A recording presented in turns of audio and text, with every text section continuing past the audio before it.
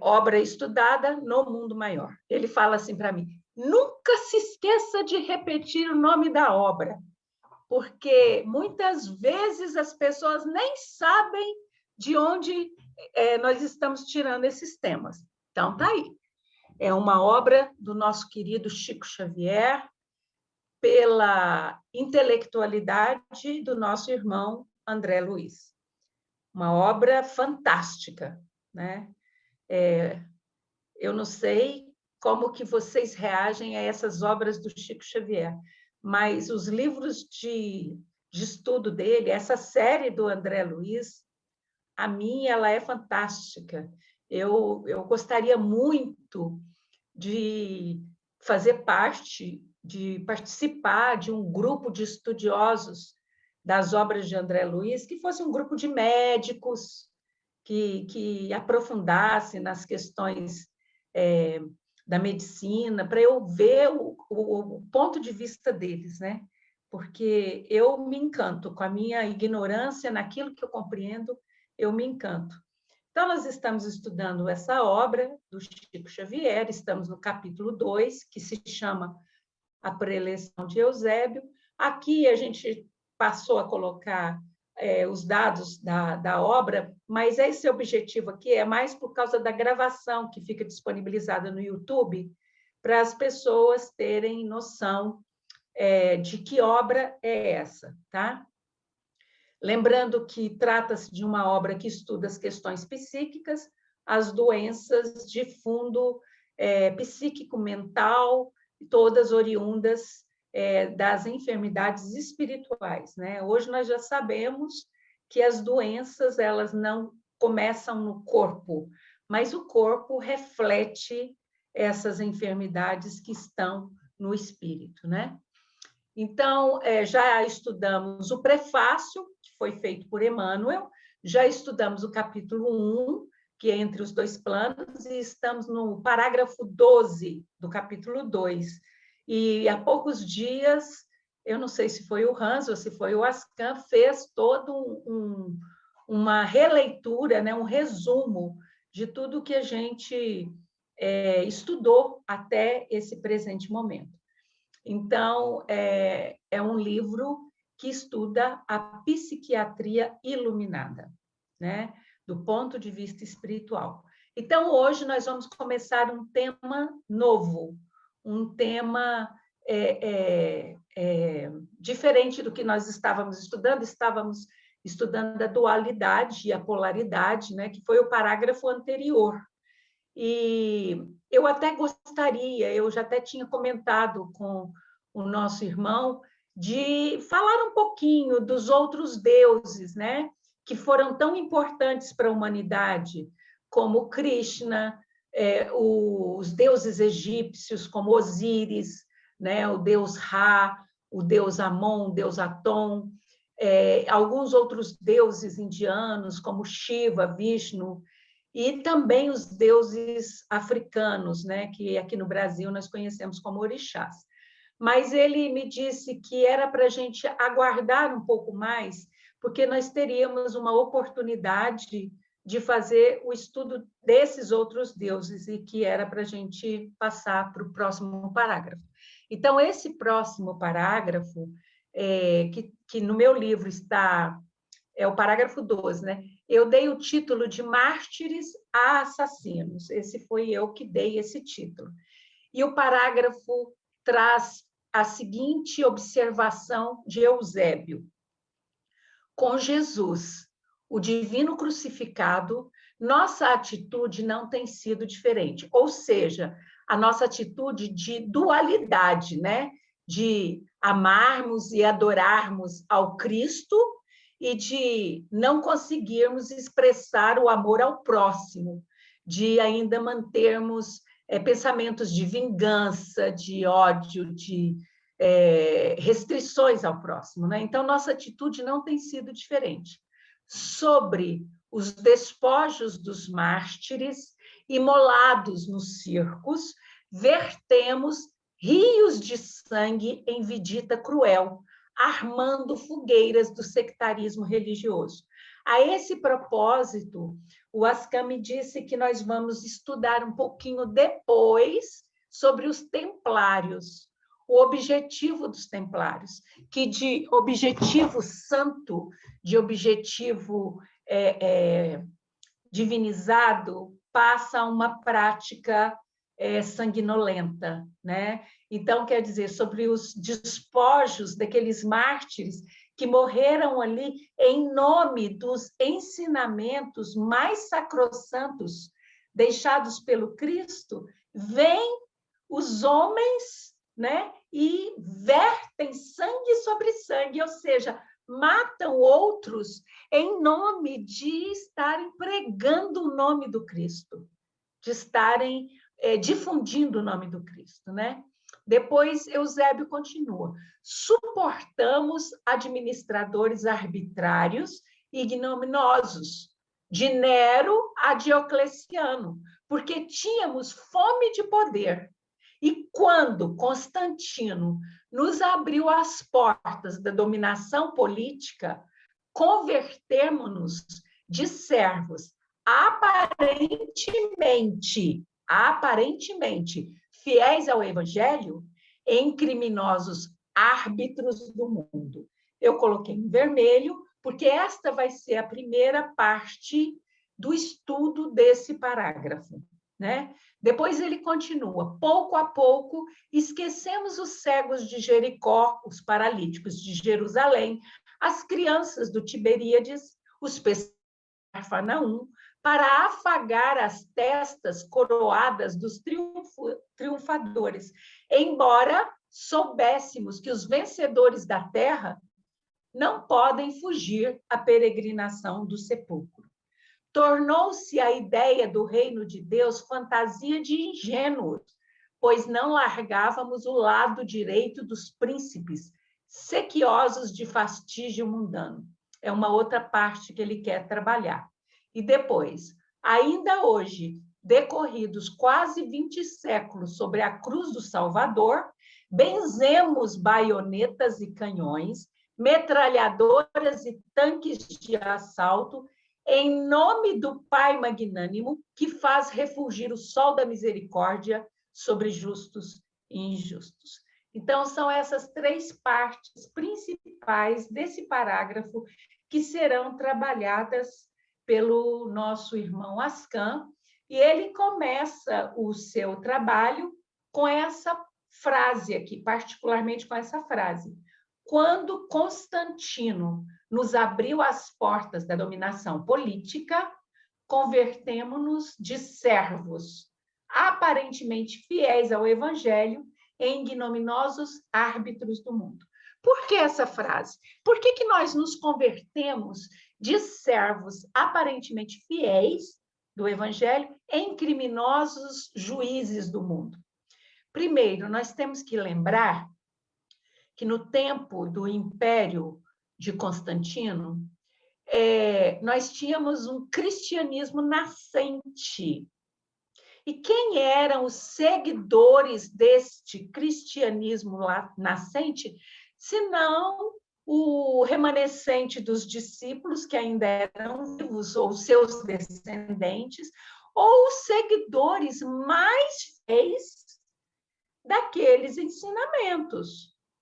Então, nós não podemos nos esquecer que nós estávamos num período em que os preceitos morais e espirituais ensinados pelo Cristo, eles estavam muito vivos na mente dos homens. Eles estavam ali muito iluminados, porque ainda não havia sido conspurcados, né, pelos costumes e pelas culturas de então, apesar de que era uma prática proibida, era uma prática ignominiosa do ponto de vista do Império Romano, né? Então, por que de servos tão fiéis àqueles ensinamentos, nós passamos a criminosos, a juízes criminosos, a árbitros criminosos, né? Então, é isso que o Ascan pretende, com esse ensino de hoje, nos fazer compreender essa parte da história e entender por que isso influencia hoje. O objetivo de rever a arqueologia, a história, o conhecimento antigo, é a sua relação com o que está acontecendo hoje. E como que a gente pode corrigir, já que nós, outros, todos nós, éramos personagens vivos daquela época. Estávamos lá. Olha que interessante. Nós estávamos lá, nós vivemos a história. Então, hoje, ao relembrar essa história, e é por isso que o Anderson fala que nós não estamos aprendendo, mas descerrando o véu sobre a nossa memória, na verdade, é isso mesmo. Porque nós estávamos lá, nós vivemos aqueles acontecimentos. Fosse no antigo Império Bizâncio, né, ali em Constantinopla, que hoje é Istambul, na Turquia, fosse também em Antioquia, fosse em Damasco, na Síria, fosse em qualquer lugar, nós estávamos lá. Nós fomos testemunhas oculares de tudo que aconteceu naquele momento de transição planetária. E hoje, o que nós estamos fazendo? Estamos aqui sendo o quê? Testemunhas vivas, personagens de uma nova transição planetária.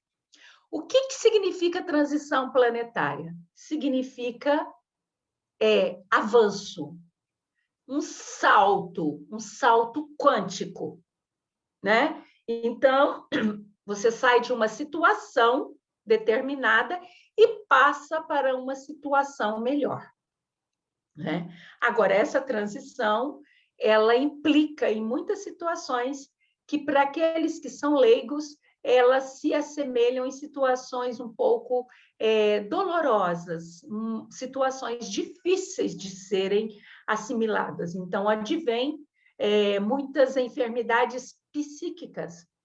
Entendem por que nós estamos estudando essa obra? Muita depressão, muita angústia, principalmente muita ansiedade, porque as pessoas não conseguem delinear o futuro.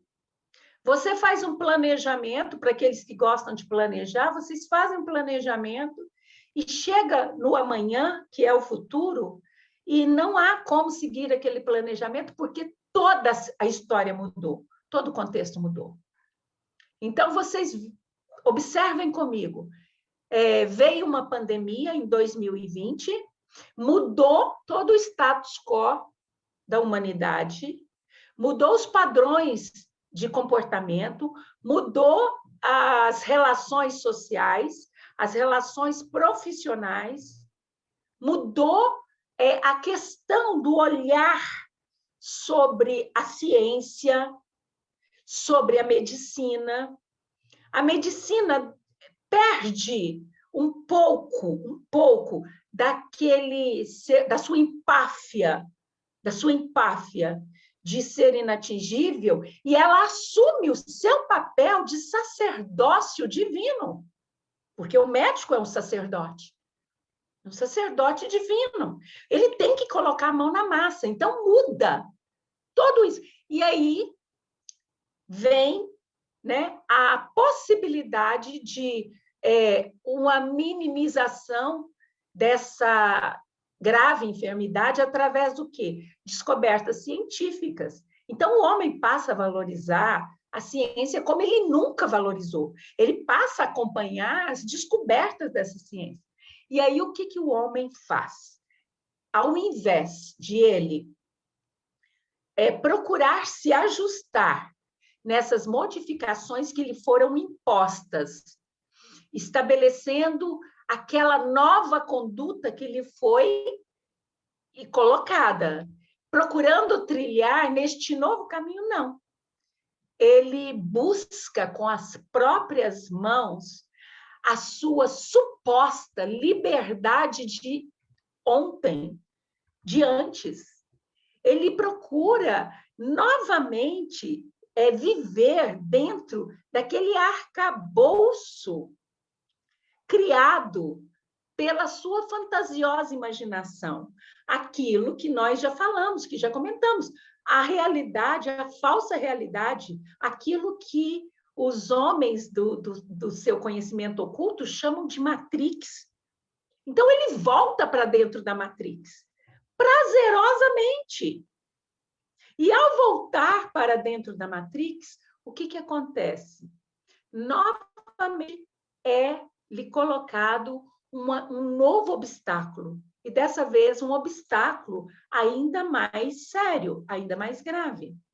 E o que vai acontecer nos momentos seguintes? Cada vez que o homem não se conscientizar da sua nova tarefa na humanidade, do seu novo papel de consciência nessa nova realidade, cada vez que acontecer, uma nova onda vem para poder ensinar ao homem qual é o seu papel e qual é o seu lugar. Isso é castigo? Não é. Isso faz parte do processo natural de evolução do planeta. Né? Então, é uma situação que vai continuar acontecendo enquanto houver irresponsabilidade. E aí vocês podem me dizer, mas muitos dos que estão desencarnando, eles não eram irresponsáveis.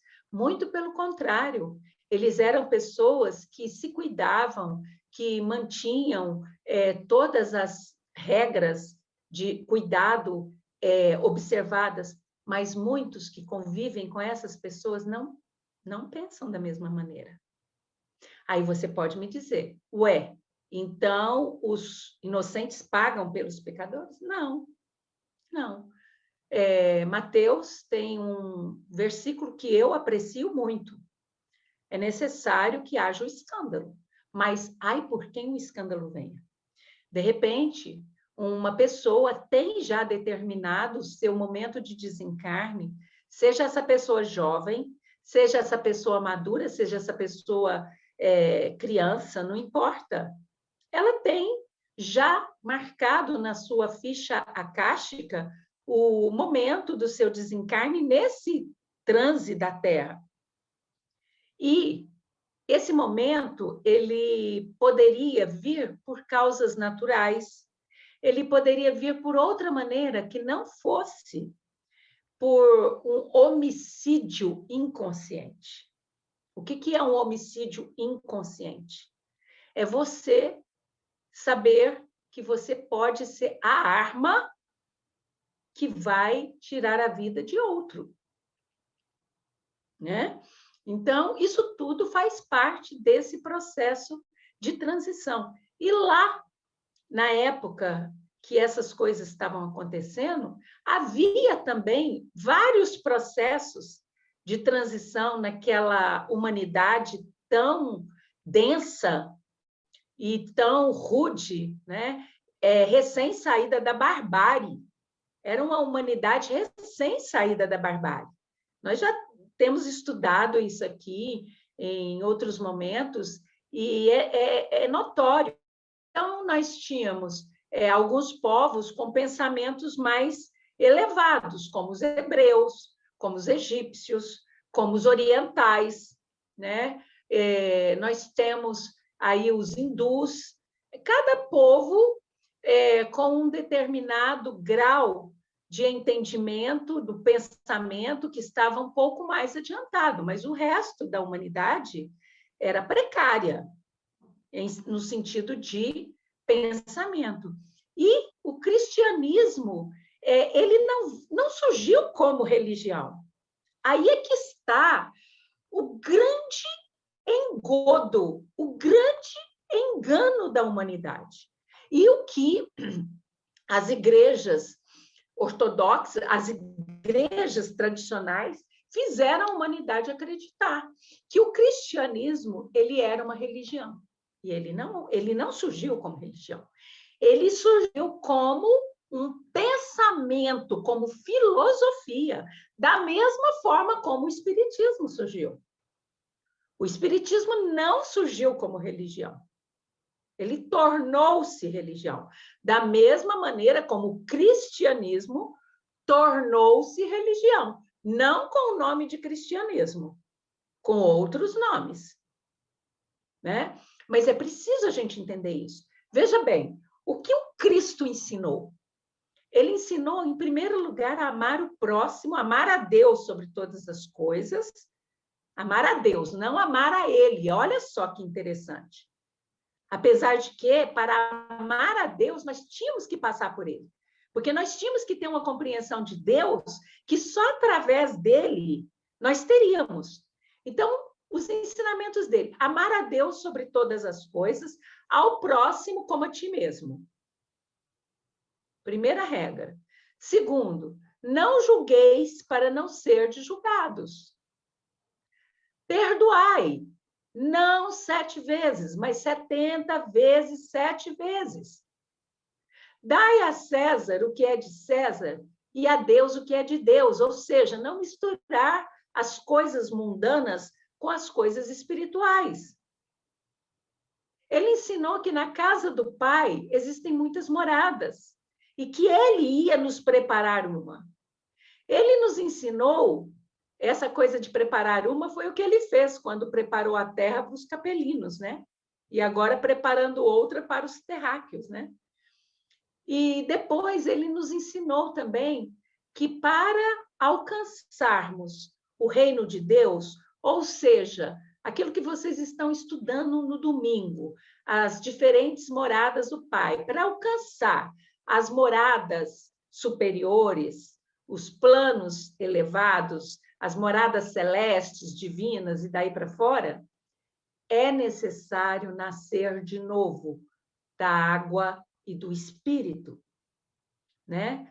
Então, isso são ensinamentos que não estão transformados em religião. Jesus era judeu.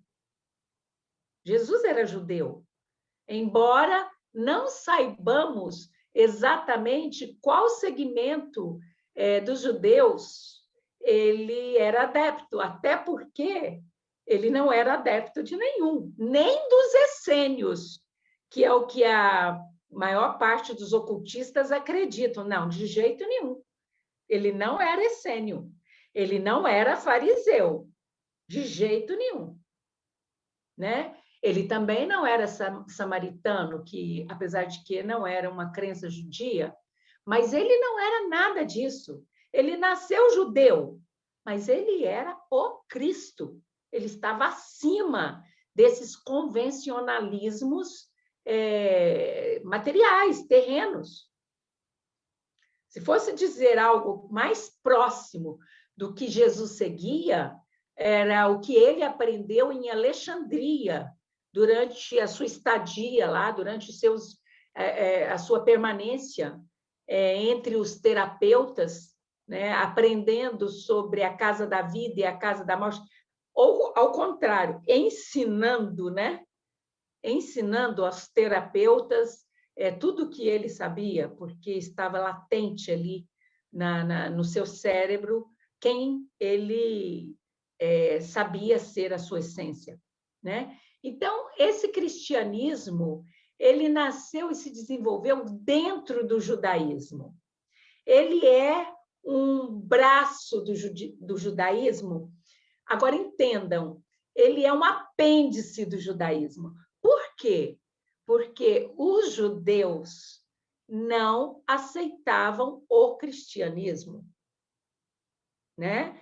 Então, o cristianismo ele era rechaçado pelos judeus, haja vista a perseguição de Sinédrio, né? Haja vista as portas fechadas das sinagogas para os encontros dos primeiros cristãos, né? Mas também o cristianismo primitivo, ele era perseguido pelo Império Romano, que era o grande opressor político-cultural dos judeus. né? Porque os romanos dominaram a Judéia, toda a Judéia, né? Como dominaram grande parte do mundo antigo, né? Então, e por que eles eram perseguidos pelo governo romano? Porque os cristãos se curvavam diante do Cristo, mas não se curvavam diante do imperador, né? Então, da sinagoga, esses primeiros cristãos tiveram que se afastar, porque eles já não concordavam com o que eram ensinado ali, com base no Talião, com base no Talmud, nos primeiros livros, né? Nos livros mosaicos, no Pentateuco mosaico, que era estudado nas sinagogas, os primeiros cristãos já não concordavam. Em primeiro lugar, com o que os primeiros cristãos discordavam, apesar de que o Cristo Jesus, quando esteve aqui, não falou nada, absolutamente nada, contra a lei mosaica ou contra os ensinamentos mosaicos. Qual foi uma das primeiras discordâncias dos primeiros cristãos desses ensinamentos das sinagogas, né? E o motivo pelo qual eles se afastaram dela? Aquilo que nós acabamos de rever recentemente, né? Moisés apresentava o único Deus, o Deus único, como sendo um Deus vingativo, um Deus sanguinário, um Deus guerreiro, um Deus cruel, né? Então, nós trouxemos algumas. O meu aparelho não teve condição de continuar na pesquisa contra os desmandos daquele Deus apresentado por Moisés, né? De tão cruel que era. Mandar que mulheres comessem os próprios bebês, né? É uma coisa absurda. Se você falasse, mas naquela época. Não, naquela época Deus já era Deus. Então, a primeira discordância é essa, porque Jesus vem e apresenta o quê? Um Deus infinitamente amoroso. Um Pai de misericórdia infinita. Um Criador que perdoa a sua criatura todas as vezes que ela erra e que ela se arrepende. Então, essas comparações foram inevitáveis para aqueles primeiros cristãos. Eles não se sentiam mais à vontade frequentando aqueles cultos e ouvindo aquelas baboseiras. Da mesma forma, imagino eu, que vocês outros hoje não conseguem mais sentar nos bancos de um templo de pedra qualquer aí do cristianismo e escutar uma preleção dogmática, engessada e absurda, né? Com a qual os seus sacerdotes querem que vocês ainda acreditem. Como, por exemplo, até a atualidade, até este século, acreditar que o mundo foi feito em 7 dias. Ou então que a mulher foi feita a partir da costela do homem, é um pouco arbitrário, né? É um pouco ultrapassado, não é? Então, era a mesma coisa. Então, a gente vai procurar se reunir um outro grupo que falam as coisas que eu já tenho condição de entender, né? Então, é mais ou menos isso. Então, da sinagoga, esses primeiros cristãos tiveram que se afastar. Mas, por Roma, eles foram perseguidos. Foram perseguidos e foram martirizados no circo. E o pior disso tudo é que essa perseguição romana, ela aconteceu muito motivada por quem? Pelos próprios judeus. Esse aqui é o maior. Aí depois ficam crucificando o coitado do Judas, né?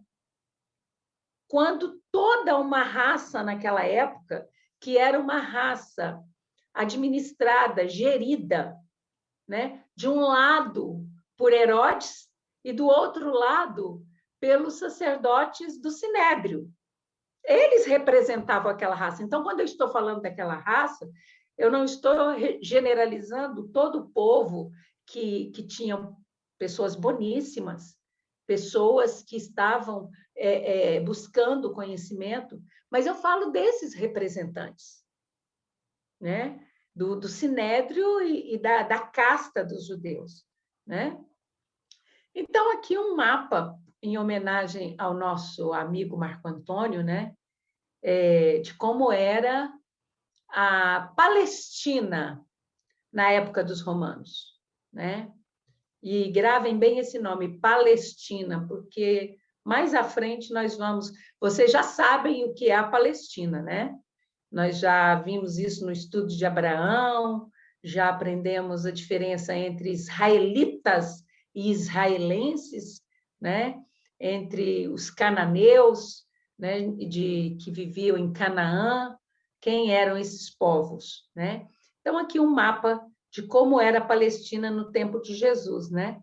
Aí você tem a Samaria, Decápolis, você tem a própria Judéia, né? A Síria, Fenícia, enfim, todos esses lugares que muitas vezes são citados no Novo Testamento e que você não tem noção de onde que isso está ali na Palestina. Então, só para vocês entenderem, todo esse mapa aqui, ó, todo esse lugar, ele era habitado por hebreus, ou seja, os judeus, como vocês conhecem hoje. Tudo isso aqui era habitado por eles. E quem não morasse aqui, isso aqui era de domínio romano. E quem não morasse aqui era chamado de quê? De gentio. Né? Então, nós vamos entender um pouco disso também para ver a importância. Bom, então, esse território aqui que viviam esses judeus, né? Viviam esses hebreus, esses judeus, eles tinham uma crença muito arraigada, uma crença que vinha dos profetas, né? De muito antes do Cristo, né? Todos os profetas que estão escritos no Velho Testamento e mais tantos outros que não entraram, como Enoque, por exemplo, por conveniência da igreja ortodoxa tradicional, né?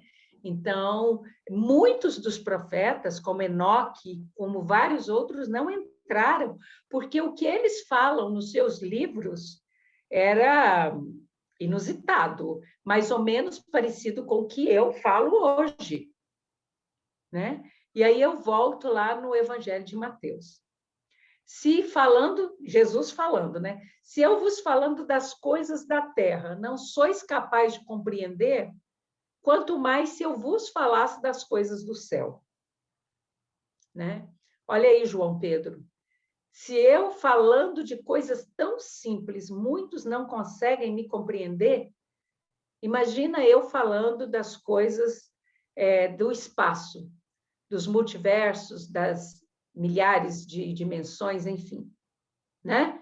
Então, depois que houve todas essas profecias, e havia já uma previsão da vinda do Cristo, por quê? Isso foi uma promessa que ele próprio, né? Ele próprio, na roupagem, vamos falar assim, na roupagem de Miguel, que era o Cristo de Capela, e o interessante, eu já falei, mas vale repetir para aqueles que estão me ouvindo pela primeira vez, da mesma forma como o Cristo manifestou uma essência sua aqui na Terra por 3 anos, também Miguel manifesta uma parte da sua essência, né, em Capela, dando uma oportunidade à humanidade de lá para que ela se reajustasse, né?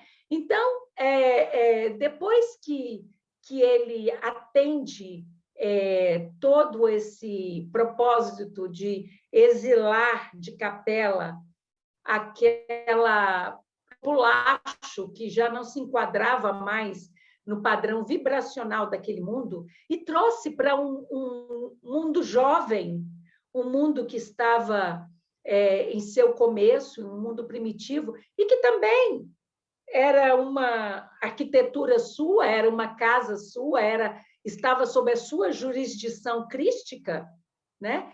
Ele próprio promete aqueles espíritos revoltosos, aqueles espíritos devedores, em nada do que vocês imaginam, eles eram sofredores, viu? Não tinha espírito sofredora, não.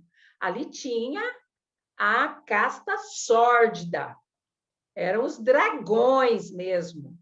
E ele fala para que, olha, eu estou levando vocês para uma casa nova, é uma casa que acabou de ser construída, então vocês vão ter que ter um pouco de paciência para poder chegar no patamar tecnológico que vocês já estavam, para poder chegar no patamar de conforto ao qual vocês já estavam acostumados, para poder chegar no padrão intelectual que vocês já vislumbravam. Mas olha aqui, eu vou lá encontrar com vocês para dar uma ajudazinha, tá bom? Ele prometeu. E isso tudo foi revelado aos profetas, né, mediunicamente, como vocês chamam, né? Através de expansão consciencial, como nós chamamos, encontro de consciências, né? E eles escreveram isso nos seus livros. Só lembrando que esses profetas eram sórdidos, não eram santos, não. Com raras exceções, tem profeta ali que era mundano, mundano mesmo. Então, por que é através deles que vêm essas profecias? Ora, gente, mediunidade escolhe a quem manifestar? O médium é que escolhe quem ele quer se tornar. Mediunidade se manifesta em qualquer um. Pode ser uma pessoa de índole boa, pode ser uma pessoa de índole má. Olha aí em torno de vocês, né? Muitos médiuns maravilhosos, como o nosso Chico, por exemplo, e olha aí muitos exemplos que deram em problemas muito grandes, até para o próprio movimento, né? Não para o espiritismo, mas o movimento se sentiu muito incomodado, né? Então, ele vem à Terra cumprir aquelas profecias, né?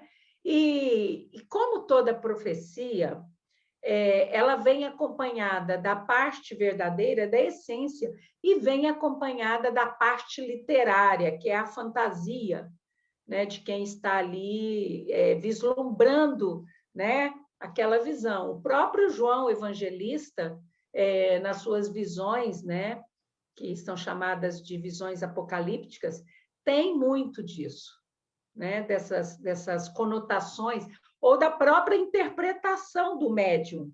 Isso é muito relevante, né? A interpretação que o médium está dando daquilo que ele está vendo. Aí, de repente, ele tem uma interpretação baseada no seu conhecimento, na cultura, na situação em que ele está. E, na verdade, a visão é outra. Totalmente, o sentido daquela visão é outro, né? Então, é preciso ter cuidado com essas interpretações até hoje, do que se vê, do que se está tendo de intuição. Será que essa intuição ela é verdadeira, ela é boa, né? Então, a gente precisa sempre pensar a respeito, né? E depois que Jesus veio, preste atenção, quando Jesus veio, estava aqui realizando os seus ensinamentos, fazendo as suas curas, ele tinha pouquíssimos seguidores. Se contava nos dedos, gente, não era multidão, não. Ele podia ter até admiradores, mas que não se revelavam, que não se expressavam. Sabe aquilo quando você vai conversar com uma determinada pessoa e pergunta assim, qual que é a sua religião? E ela fala assim, então, eu sou católica, eu vou à missa e tudo mais, mas eu gosto muito do espiritismo. É mais ou menos isso, né?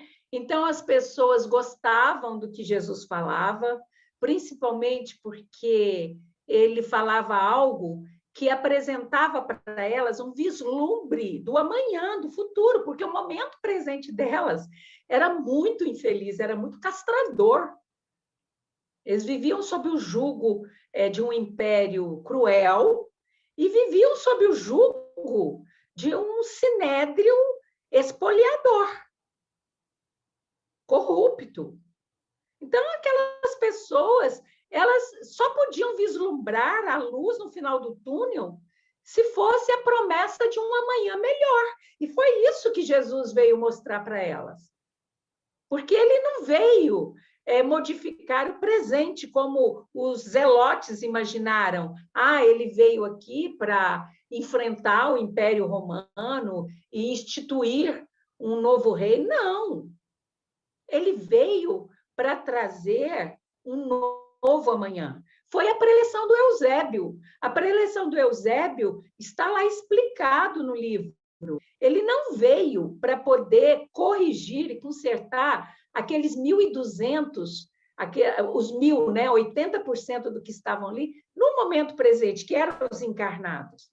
Ele veio para preparar aqueles encarnados para a nova encarnação que eles teriam no futuro, que é muitos de vocês aqui.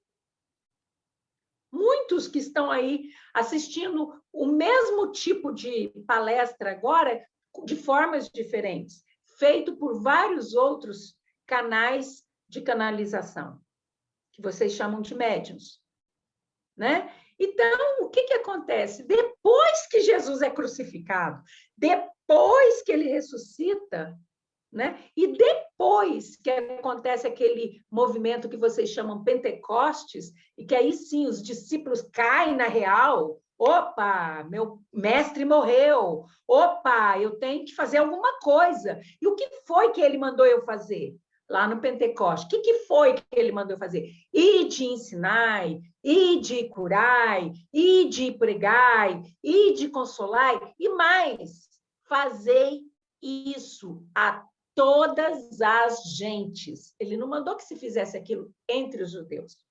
Até porque ele falou que a gente não deveria dar pérolas aos porcos. É uma interpretação minha, né? Então ele falou, olha, vai lá e faz o trabalho de vocês. E aí sim, aí esses discípulos se espalham, muitos se espalham fugindo da perseguição, né? Eles se espalham e iniciam o seu apostolado baseado nos ensinamentos crísticos, né, verdadeiros, né? E ali na Judéia também permanecem vivas as recordações daqueles ensinamentos, né? Então, começou a ter o quê? A adesão de muitos simpatizantes, né, àquele movimento inicial que prometia, né, um futuro melhor para aquelas pessoas, né? Então, vamos entender a origem do cristianismo, a verdadeira origem, não essa origem fantasiosa, ilusória que vocês têm aí, ó, enraigado no cérebro de vocês, igual uma nódoa, né? Fruto de lavagem cerebral feito no decorrer desses 20 séculos após a passagem crística, né? do Cristo cósmico aqui pela Terra. Então, vamos entender, vamos chamar o cristianismo de religião para a gente entender o seu contexto. Eu não estou falando catolicismo, não sei se vocês observaram, eu estou falando cristianismo. Então, ela se tornou, sim, uma das grandes religiões do planeta, porque o taoísmo, por exemplo, é uma grande religião e ela é uma religião que nem monodeísta ela é, né? O hinduísmo também. Então, existem várias religiões que não são cristãs, né? E de que se constitui o cristianismo? Primeiramente, dos católicos, né? Os católicos romanos, e depois das divergências dos católicos ortodoxos, e depois dos protestos, baseado naquilo que se estava sendo ensinado, dos protestantes.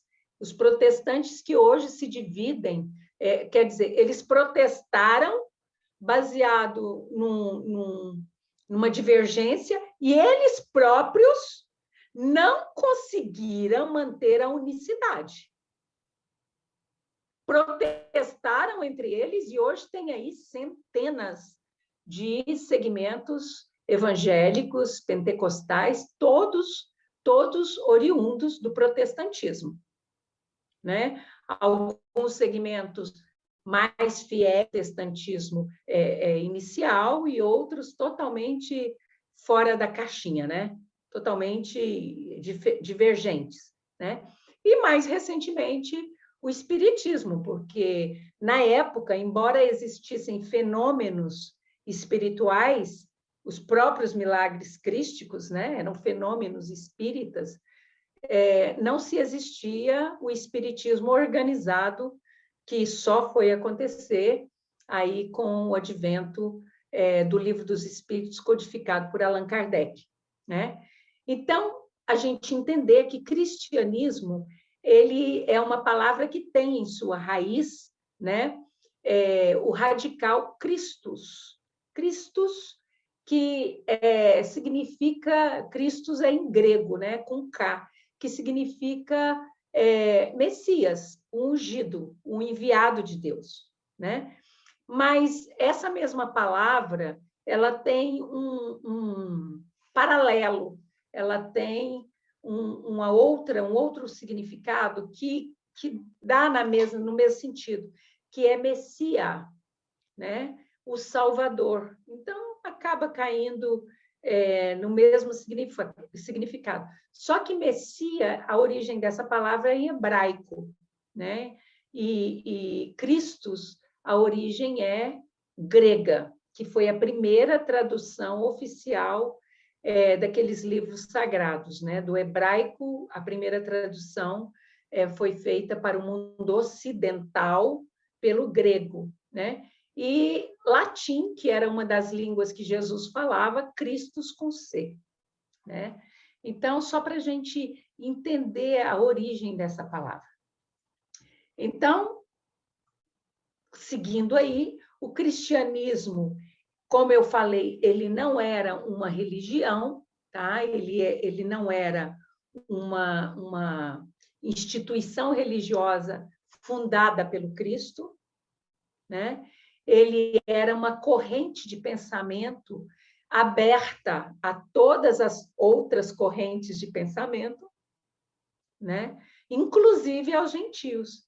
Eu gosto de dizer isso porque quando os fariseus encurralavam Jesus, falando das divergências com as leis de Moisés, eles sempre falavam, não, Moisés está certo. Aí, na hora dele ensinar alguma coisa, ele acrescentava algo aos ensinamentos de Moisés que derrubava por terra aquele que Moisés estava falando, com a maior sutileza, com a maior inteligência, com a maior humildade possível. E uma outra coisa que ele faz é agregar o próprio pensamento romano, né? Porque quando pergunta a ele se é justo pagar os impostos ao Império Romano, que cobrava, entre aspas, um dízimo, né, de cada judeu, ele fala, olha, dá para o Império Romano que lhe é devido. E, por sua vez, dá a Deus o que Deus espera que você dê a ele. Então, ele nunca se opôs a nenhuma corrente de pensamento, a nenhuma política, a nenhum ensinamento vigente, e ele ainda acrescenta algo. Ele fala assim, olha, vai, ensina a todos, inclusive aos gentios, né? E quem são os gentios? Os gentios eram aqueles povos que não eram judeus, não precisava ser politeísta. Qualquer povo que não era da raça judia, ele era chamado de gentio. Por sua vez, até a gente está bem quente aí nos nossos últimos estudos, os gentios, eles não adoravam a um único Deus, a um um único Deus. Eles até adoravam, eles tinham deuses maiores. Como, por exemplo, eu vou citar um exemplo. No Egito, havia Amon, mas também havia Ra, e também havia Atom. Então, todos eles eram deuses maiores, mas havia os deuses menores. Então, havia a deusa Bastê, havia o deus Tote, havia o deus Sete, havia a deusa Íris e o deus Osíris, apesar de que Íris e Osíris também estavam no panteão elevado. Né? Então, eles não adoravam um único Deus, ou adoravam um Deus maior e outros deuses menores. E, por conseguinte, eles não obedeciam à lei mosaica. E é por isso que eu falei que mais à frente, no estudo que nós faremos dos deuses lá superiores, como Krishna, por exemplo, nós vamos verificar que entre os orientais, eles não seguiam aquela lei mosaica, e, no entanto, eles tinham a intuição de leis próprias que eram altamente elevadas. Então, eles não tinham a prática do quem com ferro fere, com ferro será ferido, eles não tinham aquelas proibições alimentares que você não pode comer nenhum animal cuja unha enfenda, você não pode tocar numa mulher se ela estiver nos dias de regra, porque ela é considerada imunda, e, enfim, eles não tinham, e eles não seguiam as leis mosaicas. Por não seguir as leis mosaicas, eles não eram adeptos e não praticavam a circuncisão, que era o preceito número 1, né, entre os judeus. Cortar o excesso de pele da glande do pênis dos meninos no 8º dia de nascimento, que era uma barbaridade. E o índice de mortalidade infantil por infecção era altíssimo, imagina, né? Então, eles tinham uma regra, os judeus, que um gentio podia se converter ao judaísmo através da circuncisão, mas que ele jamais poderia se casar com uma judia. É claro que ele não ia se submeter a isso. Ele preferia continuar gentio, até porque ele já estava adulto, né? E ele não ia correr o risco de fazer uma circuncisão simplesmente para se tornar judeu, né? Até porque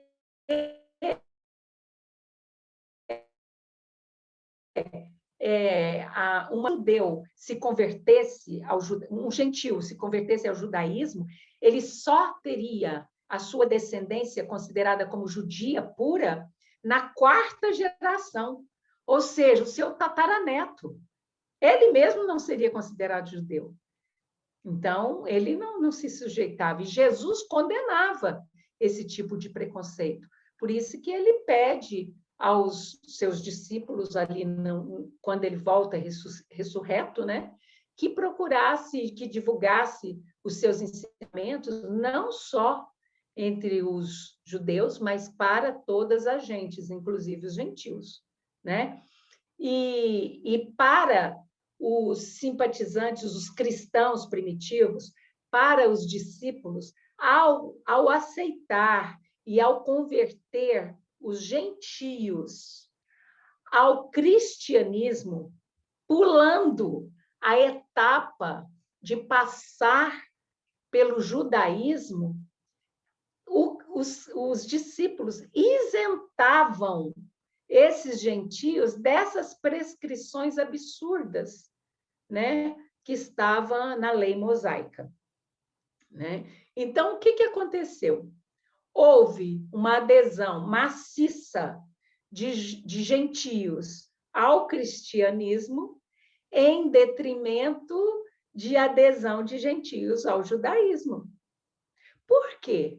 Porque o cristianismo, sendo uma corrente de pensamento e não uma religião que impunha regras, escutem bem o que eu estou falando, por ser, né, uma corrente de livre pensamento e não uma religião que impunha regras, ele era livre de qualquer preconceito. Ele estava isento de regras pré-determinadas. Então, ele era um pensamento universal, né? E esse universalismo cristão, ele começa a manifestar-se desde o início dessa, entre aspas, nova igreja, em contraposição com o caráter engessado, rígido da lei mosaica, né? Do pensamento mosaico. Então, se você analisar, por exemplo, as cartas de Paulo, né? As cartas que ele envia aos Tessalonicenses, a Timóteo, né? Aos Hebreus, que nem foi Paulo que escreveu muitas dessas cartas, né? Aos Gálatas, enfim. Se você analisar, de onde que Paulo está escrevendo? Paulo está escrevendo, né? De uma prisão, né? E onde que é essa prisão? É no mundo gentil, né? Mas um mundo gentil que, embora não fosse ali perseguido pelo Sinédrio, era perseguido por quem? Pelo Império Romano. Porque, apesar de ser um mundo gentil, os romanos não queriam saber se o que eles estavam dominando era um mundo mosaico, judeu, gentil. Eles não queriam saber, eles queriam dominar, né? E os cristãos, eles não batiam continência para o imperador. Então, esse é o motivo, né, de continuarem essas perseguições aos primeiros cristãos, né? Então, para fugirem da perseguição do Sinédrio e dos romanos lá da Judéia, né? Muitos dos discípulos, né? Eles vão para Antioquia da Síria, que era uma das principais metrópoles do Oriente naquele tempo. Então, aqui nós temos um divisor, Oriente e Ocidente, né? Vamos discursar sobre isso amplamente, Oriente e Ocidente, né? Nós temos aí, então, um divisor, e é por isso que vai ser tão importante a participação e o momento de Constantino nesse ensino que nós pretendemos levar a vocês, né? Eles chegam a Antioquia e começam a anunciar aqueles ensinos de Jesus e começa a pregar esses ensinos aos gentios. Eles compraram logo briga com as igrejas locais, que eram politeístas, né? Então, tinha, por exemplo, o templo à deusa Diana.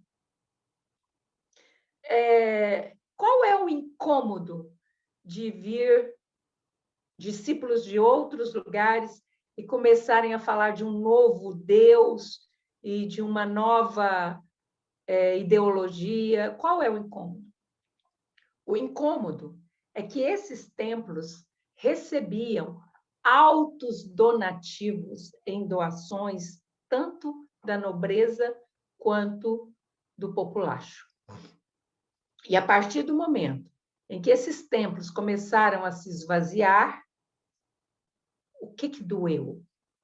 O bolso ou as bolsas dos sacerdotes, né? Então, eles começam a criar uma adversidade muito grande nesses lugares. Mas uma coisa interessante da gente comentar aqui também é que muitos dos discípulos que foram para lá, porque a gente escuta sempre falar que os primeiros discípulos de Jesus eram homens muito rudes, homens do povo, homens sem educação, sem cultura, eram pescadores, eram pastores, né? Muitos poucos, como Mateus, tinha cultura, outros que vieram depois de Jesus, né?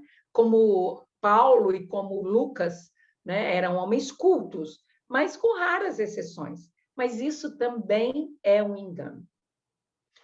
Basta dizer que José de Arimateia, né, o tio de Jesus e quem requereu o seu corpo físico logo após a crucificação, porque José sabia que aquele corpo se desintegraria e que não podia estar ali exposto daquela forma, né?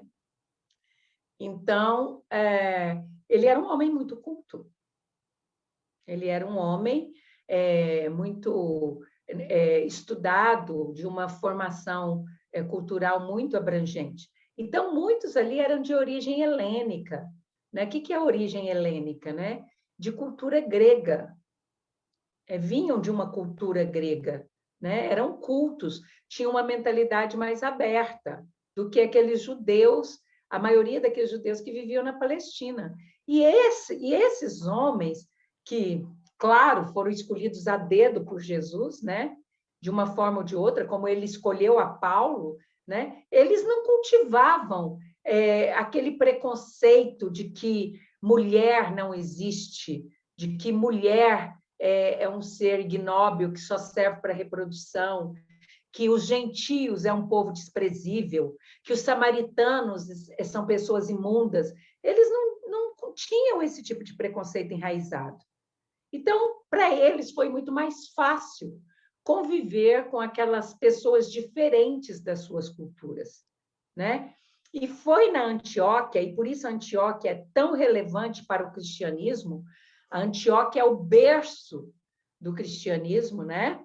E não Constantinopla, né? Quando a gente fala de berço aqui, nós estamos falando do cristianismo como instituição, e não como um ensinamento deixado por Jesus, né?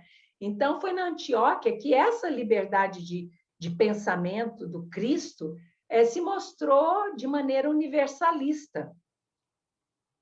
E foi nessa cidade, que era uma grande metrópole, que pela primeira vez os discípulos e os seguidores do Cristo começaram a ser chamados de cristãos, sem já nenhum tipo de pejorativo, por ser uma nova casta, uma nova ordem, uma nova egrégora que se formava ali.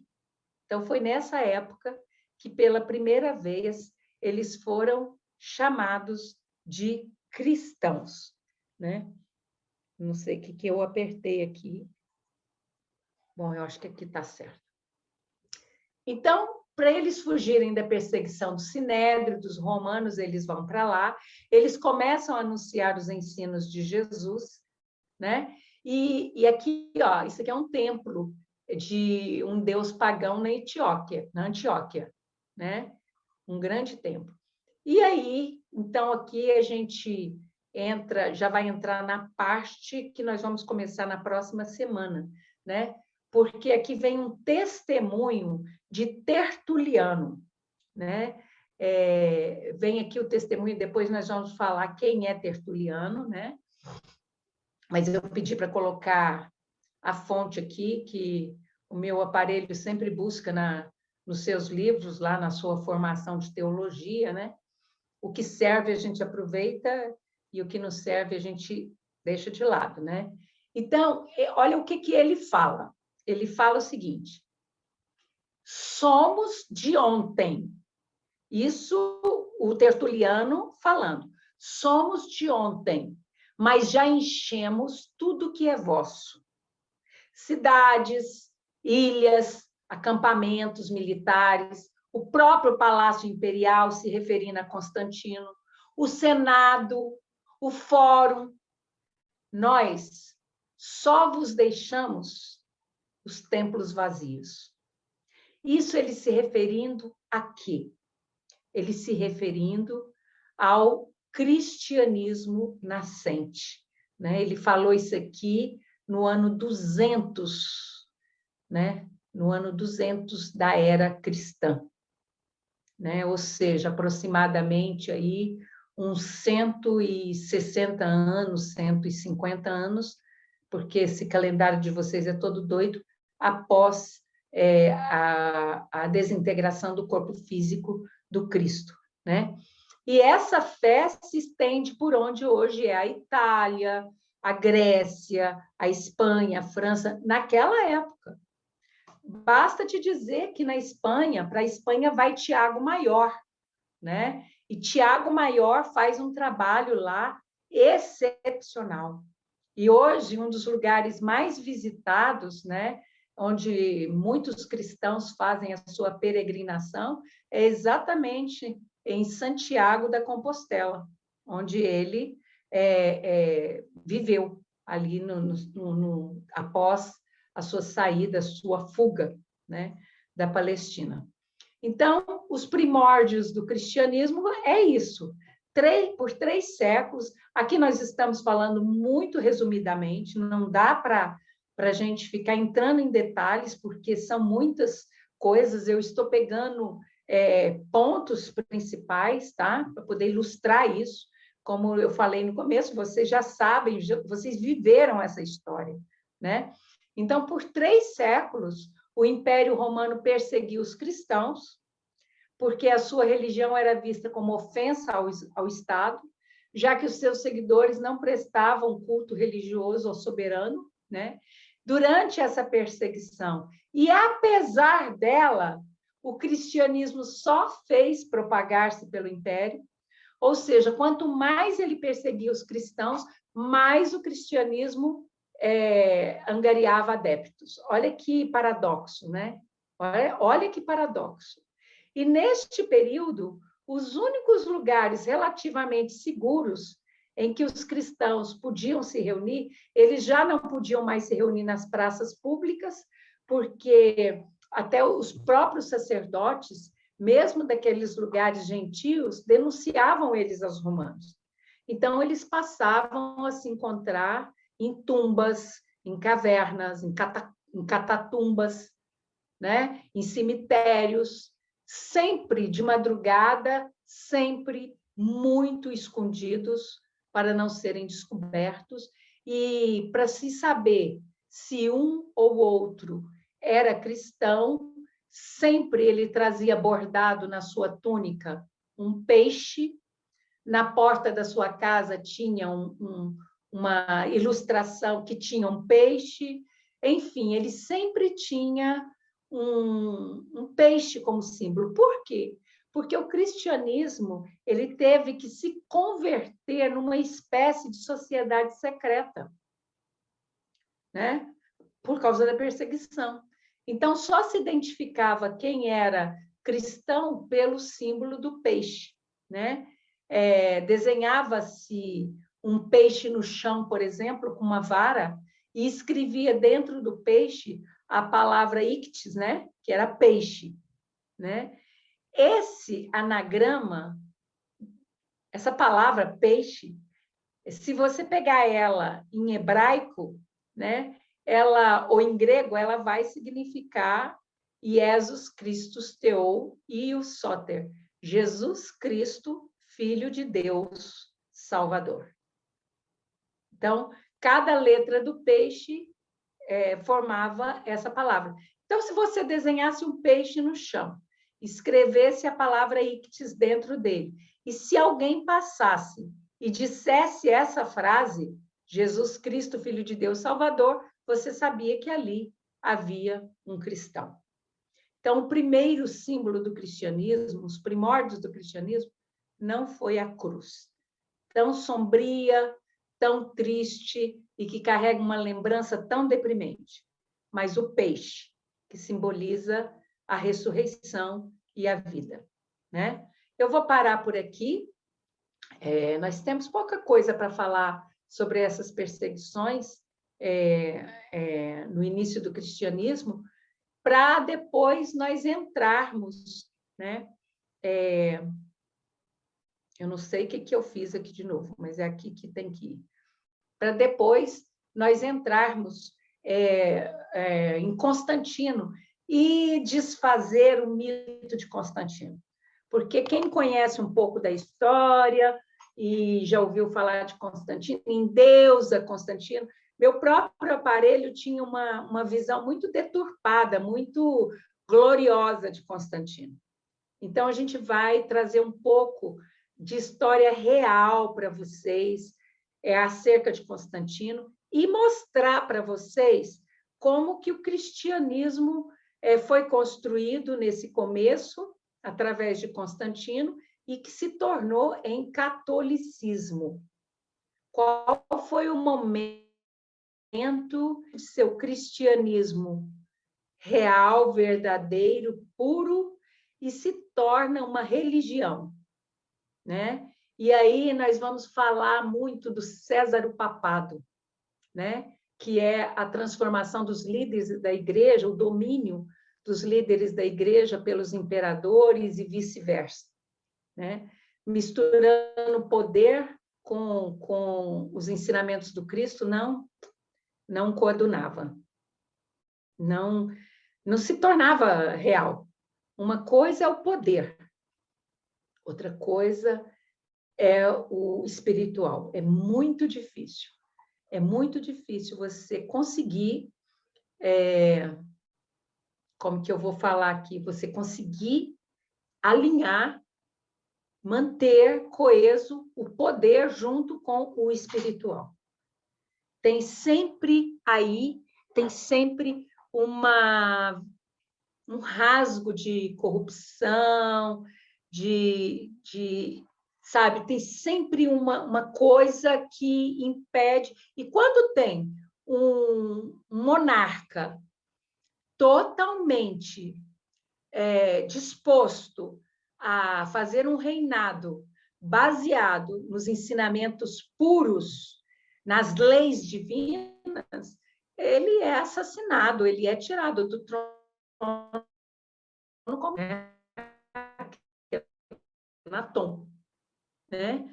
Então, não tem, e é por isso que essa confusão tão grande dos judeus acharem que Jesus veio para assumir o trono real, né? Expulsando os romanos dali. Agora, vocês veem, os próprios judeus não chegaram num acordo entre eles. Uns ainda estão esperando a vinda do Messias até hoje, né? Eles continuam aguardando. Eles não concordam que Jesus foi o Cristo. Por quê? Existem uma série de pontos que divergem com as profecias. E as profecias falam que o Cristo cumpriria isso, isso, isso e aquilo, e o Cristo não cumpriu tudo aquilo, e nem cumpriria, porque existem muitas coisas absurdas, né?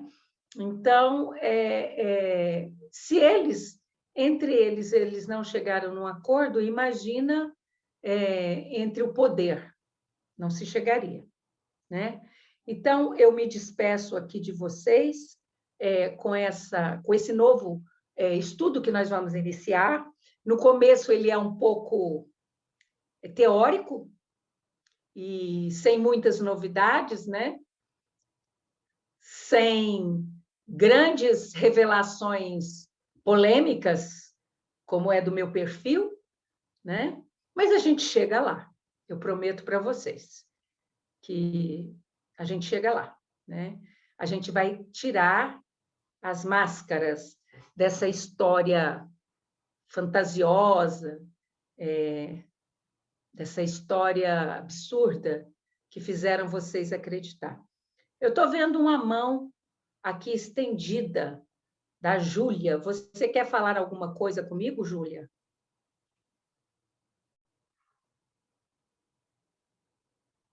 Acho que foi só um engano, né? Então é isso. Eu espero que vocês se interessem por esse novo tema, porque esse novo tema vai fazê-los compreender essa diversidade de credos e de religiões, quando deveria haver um único entendimento. Qual é esse entendimento? A gente nem precisava seguir Cristo, não. Se houvesse um único entendimento, que é a observância das leis divinas, não tem erro. Observar as leis divinas é seguir ao Cristo. Seguir ao Cristo é observar as leis divinas. Haveria um único entendimento. Mas a intenção em mostrar isso é exatamente mostrar para vocês, e aqui, olha, eu sou um observador do conhecimento humano, né? E quantos nós enviamos preparados para trazer essas desmistificações para vocês e que se perderam aí no turvelinho das ilusões materiais, né? Então, de repente, a gente traz à Terra um Karl Marx, pedindo que ele trouxesse uma nova ordem, né, das coisas, que mostrasse o perigo das religiões, mas o que ele próprio faz? Radicaliza, né? Radicaliza, ele coloca as suas próprias convicções ali no meio e como que eu vou falar? Não é a falência, mas é a incompletude, a deturpação de algo tão bonito que lhe foi proposto trazer aqui na Terra, né? Então, a religião, e é por isso que nós somos contra essa coisa da... Nós sabemos que grande parte da humanidade precisa de peia, ali, ó, de rédea curta. Precisa estar ali na igreja, cumprindo com aquelas normas. Por quê? Porque não tem responsabilidade de se autogerir. Não é isso, Neire? Não tem a condição de dizer, olha, eu não preciso de ninguém que me mostre o caminho que eu tenho que seguir. E é por isso que eu falo para vocês que eu não sou guia de ninguém, que eu não carrego ninguém, eu não empurro ninguém. Eu faço o quê? Eu mostro o caminho e ensino a direção. Porque senão vocês nunca vão crescer. Enquanto vocês tiverem fulano de tal, que é meu guia, que é o meu mentor, que é o meu orixá, que é o meu santo, carregando vocês como vocês imaginam, porque isso é a imaginação de vocês, né? Mas enquanto vocês estiverem ali, de joelho, pedindo, faz um milagre para mim, faz isso para mim, me carrega. O que vai acontecer? Vocês vão continuar imaturos. E nesse período de transição, já era. Vocês têm que crescer. Então, a minha função aqui é ensinar vocês, mostrar para vocês a direção, e aí vocês vão seguir se vocês quiserem. Então, com esse estudo, a gente quer mostrar para vocês essas falhas nas religiões do mundo. O religare é muito bonito. O religare, você retornar a Deus, é muito bonito, mas isso não é religião. O religare é uma autoconscientização de quem você é, do que você está fazendo, da essência divina, o reconhecimento de cada um, de que existe a essência divina em si, de que você é um co-criador, começando pela sua realidade, pelo mundo em que você habita. Né? Então, o objetivo desse estudo pode ser que no começo ele fique um pouco teórico, um pouco cansativo, mas é isso, de chegar hoje, no século XXI, e aí vocês falaram assim, poxa, eu não preciso de templo de pedra. Gente, eu não preciso dar dízimo para nenhum templo, porque Deus não me cobra isso. Deus me cobra o quê? Eu dobrar o meu orgulho, envergar o meu orgulho. E a melhor maneira de envergar meu orgulho é o quê?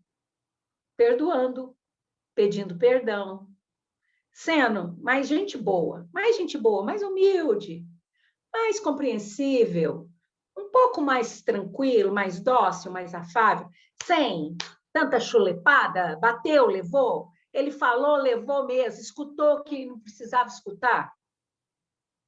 Não cabe mais isso, né? O outro falou um punhado de coisa de asneira, olha para ele e fala assim, ele precisa ir para terça-feira se curar. Está doente, coitado.